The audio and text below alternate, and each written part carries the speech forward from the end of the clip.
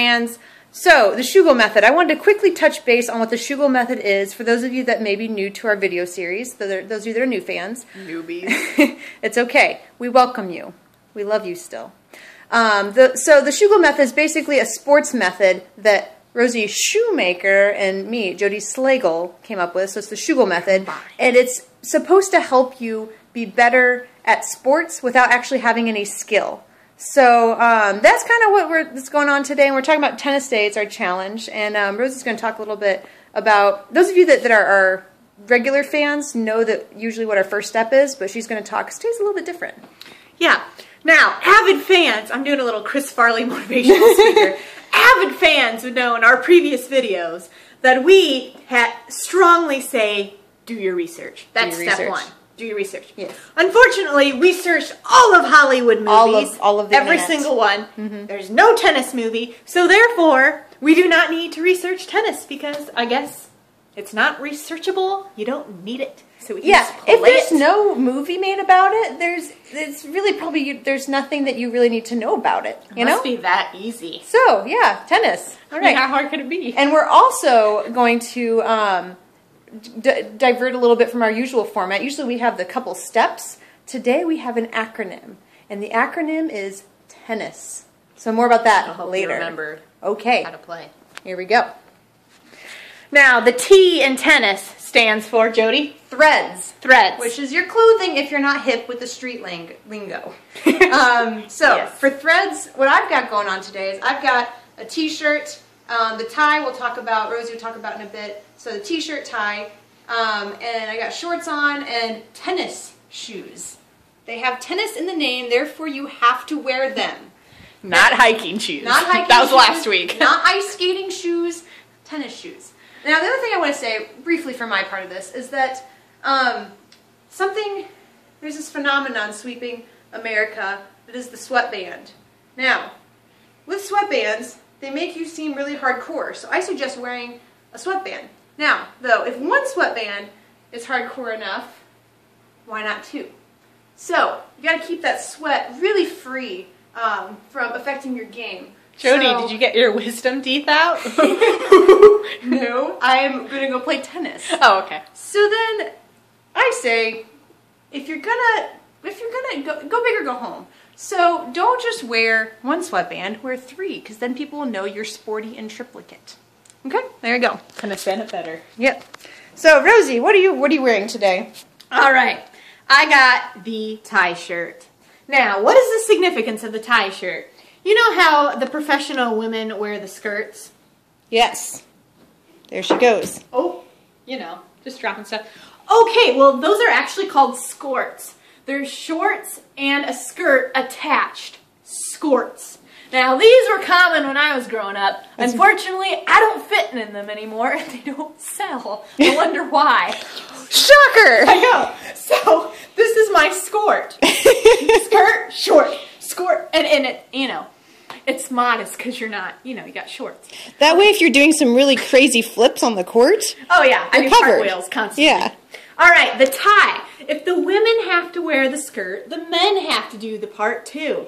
They need to wear the tie. Dress up. It's like going to church. Suit, tie. Well, we're not going to wear the suit. Tie and skirts. Well, the suit would be impractical, so Yeah, it just makes sense. The tie is really logical. It's the wrong fabric. The suit. And lastly, you know, visors are shown a lot on TV. Those are lies. I don't want a burnt scalp. I'm going to wear the floppy hat. Oh, then you can protect your entire face from the sun. I'm not going to have no sunburn this Sunday. Ain't no sunburn on her. All right, cool. Well, shall we? Is it time for us to go to the tennis court since we're all ready to go? I think so. All right, let's go to the tennis court. Let's do it. The E in our acronym TENNIS stands for elbow. And we're going to talk about tennis elbow a little bit. Now, tennis elbow is something that gets a bad rap. A lot of people say tennis elbow is career ending, and it's all this negativity about it. And really, people aren't looking at it the right way. Tennis elbow is a badge of honor. It's actually a very good thing. It is the sign of a true artist of tennis if your elbow becomes tennis elbow. So this part of your body is your elbow, for those of you that aren't familiar with the human body. Those aliens in our fan base. Right. My depth perception's off. And tennis elbow basically means that you're so awesome at tennis that your elbow locks up, and then it just, like in Rookie of the Year, it just like boom, just like that. It just so breaks tennis loose. Elbow is a good thing. You want to strive to get tennis elbow. That's all I'm going to say about tennis elbow.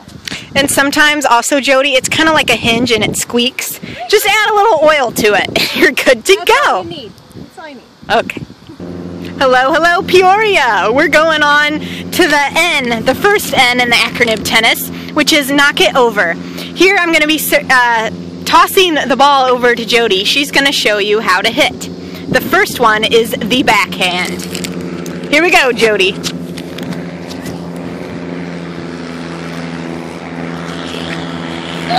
Ah, look at that. The next one is a front hand. Oh. Ah. Oh, home run. The next one is overhand. Oh, beautiful. Number 4, underhand. Beautiful. This next one is called the double hand. Jody has 2 rackets. One you use to fake the hit, the other one you actually hit. She's faking. Boom! The next one is the actual hand. Oh, it's very effective, folks. Oh, there we went.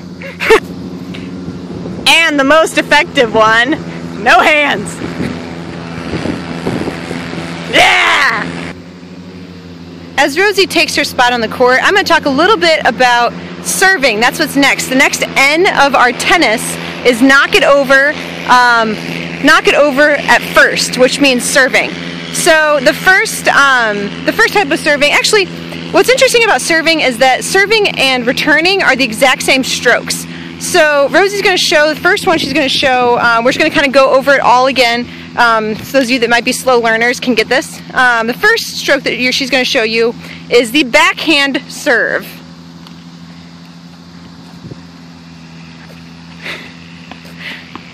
Super effective!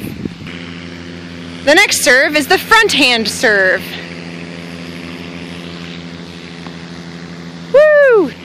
The next one is overhand, and the more you grunt, the faster it goes. Yeah! You see that? It's like a rocket. Next we have the underhand serve.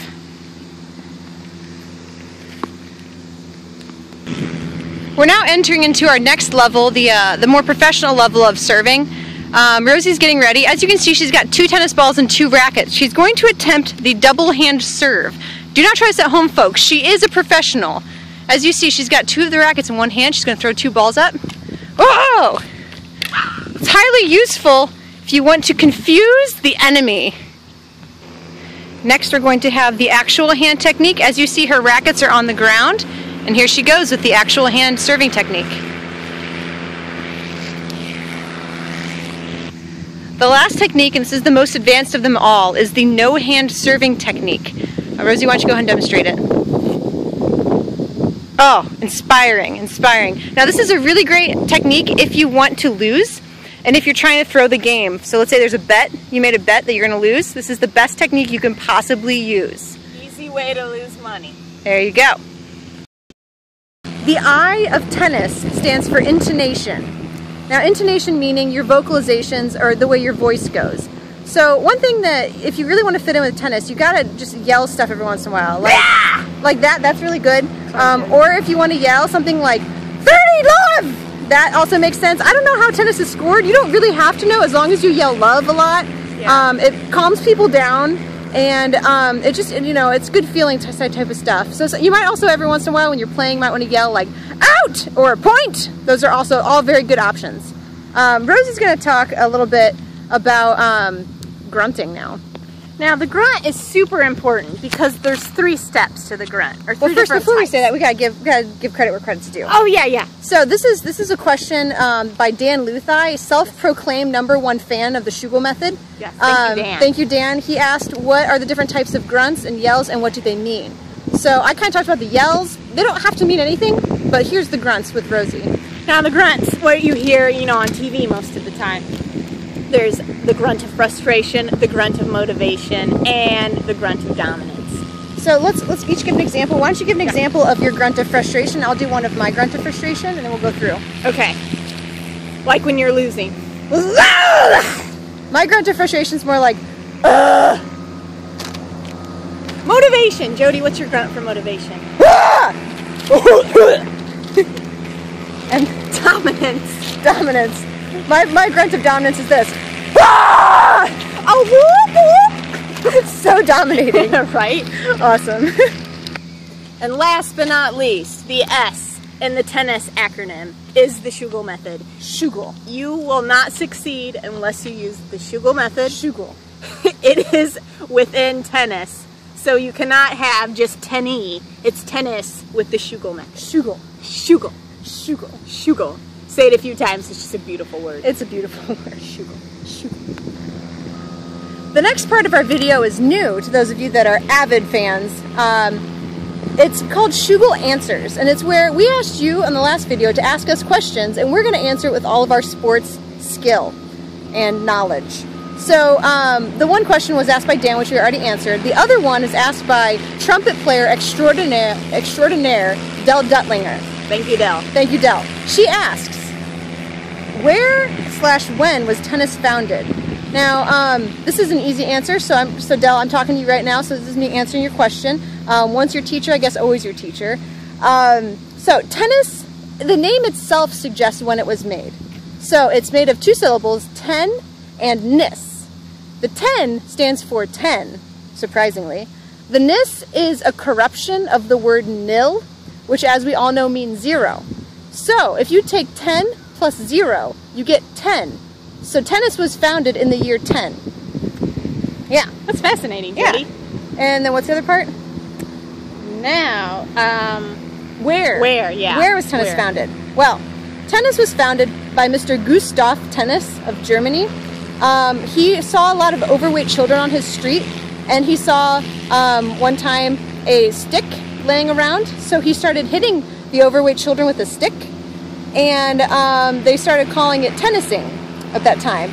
It was tennising. He was a very hairy man. He was really hairy. I didn't know if they need to know that. Yeah, it's very important. Picture. A hairy, scary man. Hairy, scary. And he was not a good person. But they started calling it tennising. And then it kind of caught on, but instead of hitting children, they started hitting balls once the ball was invented after year 10. And it just kind of caught on. And now it's really popular. So, yeah. I hope that answers your question, Del.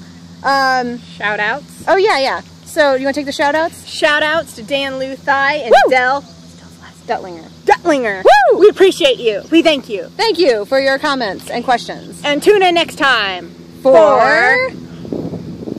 We're doing soccer, I forgot. Okay, we're doing soccer next time. So if you have questions about soccer, anything, or how it's played, or any clarifications you want, comment below our finger. Right down there. And we'll try to do our best to answer that.